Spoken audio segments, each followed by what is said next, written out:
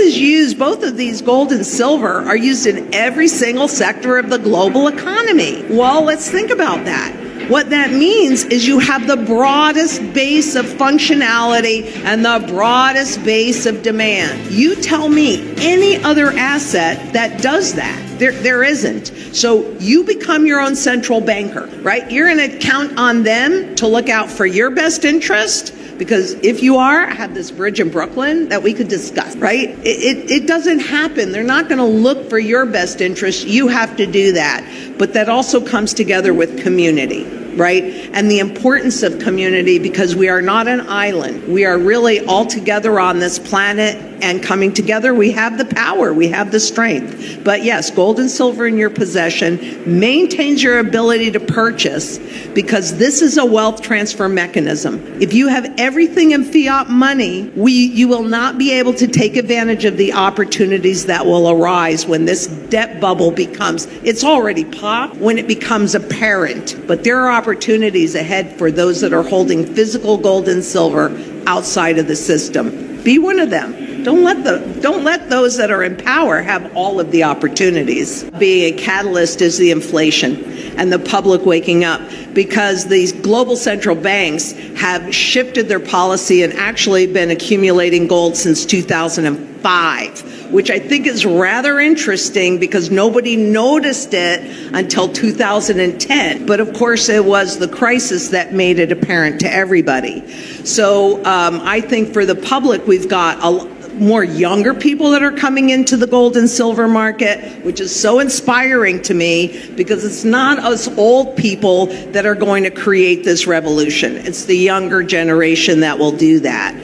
So I think that's also a catalyst for silver. And you know, silver, most undervalued metal. Look, these markets are not a place where you can get any level of good price discovery. Everything has been turned into a trade. If you think when you pay your utility bill that's actually supply and demand, think again. When you go to the grocery store and you buy your food prices, everything is being guided by traders. That's how the banks make most of their money these days, not from lending, but from trading. So I think that it'll be the inflation, because I think this year we're going to see a lot more and a lot faster inflation, and the public starts to notice it. So I think it's public buying that's going to push it, because central banks have been buying and accumulating it for a long time. But the other thing that I'd like to point out is, if it's so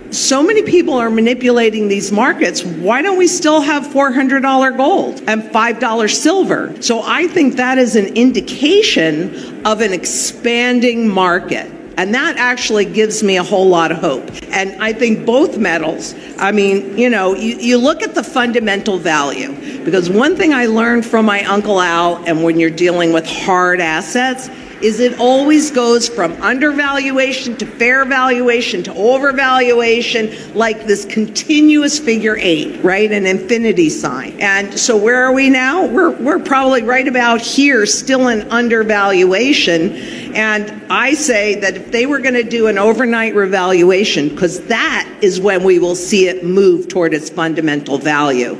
Because what gold and silver are the flip side of the fiat money, the debt-based money. So it's easy enough to go ahead and say, okay, how much debt is there in this world, and how much gold is there in this world, even with the new gold find in China, right? Anytime you get physical, there is a finite amount, period, right? So it doesn't really matter, but you look at this, and I know that gold is really worth somewhere north of $40,000 an ounce, and silver's worth somewhere north of $2,000 an ounce. So at $2,600, $2,700, $3,000, or at $30, it's ridiculous. Having said that, though, I think what we're headed into, and I think it's already begun, is the hyperinflationary depression. And I've looked at enough hyperinflationary circumstances, and you see that gold-silver ratio gap go more and more narrow, but then toward the end of it, gold expands because gold is the primary currency metal. Silver is used in manufacturing as well. Gold is recoverable, silver is a diminishing asset, gets used up. So there is really no good justifications for the prices, but I think it's public participation that will push that. And I could easily see silver. I mean, it could have happened this year too. But what you can't control is how much gold and silver is created by these contracts that do not and never will exist.